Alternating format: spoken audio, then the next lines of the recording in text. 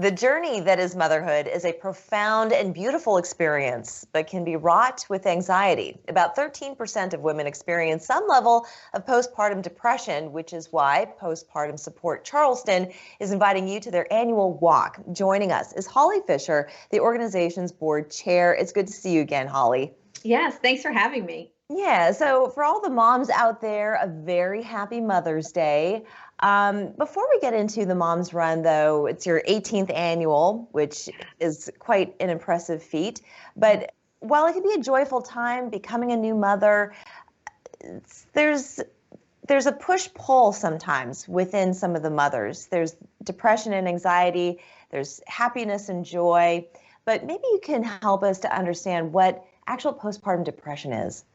Yes, absolutely. It's actually quite common. It's about 1 in 7 new moms will experience some form of postpartum depression or anxiety or maybe some level of OCD. So if you just think about, moms that there's probably someone in your circle that has experienced this or maybe is even experiencing it right now. And so that's the thing that we want to make sure new moms and even their families understand, is that this is very common. And so it's also very treatable. That's a really important message for moms to understand. And so a lot of women will feel a little down the first couple of weeks after having a baby, which is actually pretty normal just due to the hormonal fluctuations.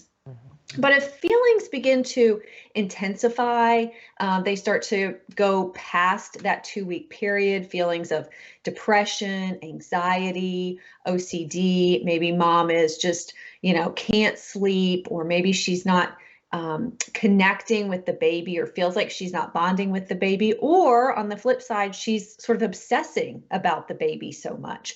Those could possibly be some symptoms that she might be experiencing some postpartum mental health issues that are easily addressed. And so we really encourage moms to ask for help.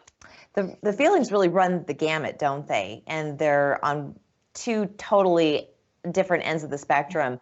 And when we're talking about postpartum, of course, we're talking about what happens after the birth of the child. But are there ever any signs leading up to that point that you could potentially be headed towards that darker place? Yeah, there are some instances of women even starting to have some of these symptoms maybe before the baby's even born. Certainly, if you have a history of depression, if you've struggled with depression or anxiety in the past, that certainly could make it more likely that you would experience postpartum depression. So that's certainly something that you can just be aware of, talk with your doctor about, because it could mean that you'll have some struggles after the baby is born. And certainly if you had postpartum depression with one child and then maybe you have a second or a third baby, it's, certainly the potential is there for you to have that again. And so that's, again, something that you can really stay in communication with your doctor about and make sure that you're getting the treatment and help that you need. Now, Holly, I know we've talked about this in the past, just certain signs that people can recognize that someone may be suffering from postpartum, because when you talk about someone who is dealing with it, to an outsider who is helping to celebrate the birth of a new child, well, they think that the mother should just always be happy and should be just filled with excitement and fulfillment. Yes. As a result of the birth of the child. So are there any signs that people can recognize that maybe she needs some support? How can we better support mothers? Yeah, that's a great question. There is this expectation of moms that as soon as you have this baby, you are just overcome with joy. You've bonded immediately with the baby and you are just, over the moon. It looks like a commercial, right? Yes, exactly. And that's not always the case. And so definitely we always stress that it's so important for family and friends to really be paying attention, because sometimes they are even the ones that will sometimes reach out on behalf of the mom. And so just looking for things like whether, we talk a lot about maybe the mom's not sleeping, which certainly she's not sleeping to some degree because she has a newborn at home. But if she's not able to sleep, when the baby sleeps, or she just can't, relax, or anything that she might have enjoyed doing previously, now she's not, really wanting to do. She just seems, just really down and depressed, or maybe experiencing some anxiety. Sometimes moms get really sort of obsessive about making sure that everything is really clean, or they're, afraid to put the baby down or let someone else watch the baby. So just watching for some of these signs that are maybe even a little bit out of character for the new mom.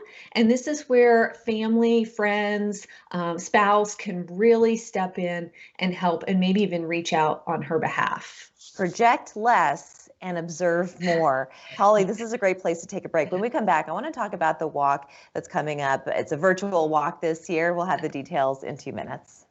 Welcome back. We've been chatting with Holly Fisher. She is organization board chair for Postpartum Support Charleston. We've been talking about, in lieu of Mother's Day, some of the mothers out there in our community who do suffer from postpartum depression. And as you've mentioned, Holly, it is a very common thing that to some degree, many, many mothers, maybe more than what statistics show, have dealt with. And a way for the community to show support. I mean, certainly we were just discussing about not projecting our own feelings onto a new mom, but to observe more and to see how you can support them. But there's another way that the community can come out to support the services that you provide, and that is with your annual walk. Tell us more about this.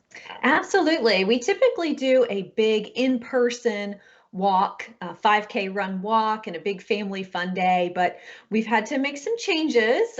Still this year, we're hoping to be back in person next year, but for this year, we're going to stick with another virtual 5K. And so it's great because then people can participate from anywhere. If you have friends or family all over the country, they can join in this virtual walk, and folks can sign up and then participate anytime the first week of May. So May the 3rd through the 9th, going through Mother's Day weekend, you can do your 5K run, walk, you can bike through your neighborhood, take the kids, wherever you want to go that you would enjoy doing a walk or a run to support our efforts. Fantastic. And just briefly, if you can tell our audience what the programs are, the services that you offer for new moms. Absolutely. The biggest thing that we really provide is a lot of resources and also peer support. So one of the things that moms struggling with postpartum depression or anxiety feel is incredibly alone.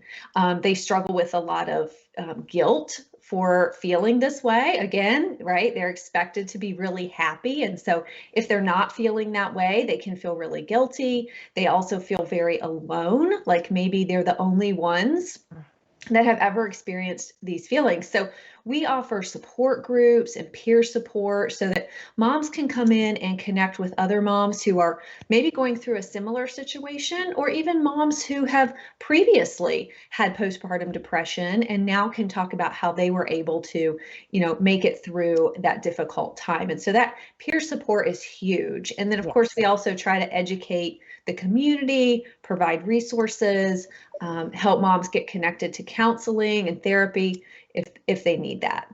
And I'm sure during the pandemic, it was feelings of even more intense isolation. So I can only imagine. Yes. But yeah, Holly, I want to thank you so much for sharing this with us. And for moms out there who are feeling this way, just know that there is support out there. All you have to do is go online, pick up the phone, and contact, and you've got a whole support system waiting for you. Absolutely. We would be happy to help. Thank you so much, Holly. It's good to see you again, and happy Mother's Day. Thank you. We're back after this.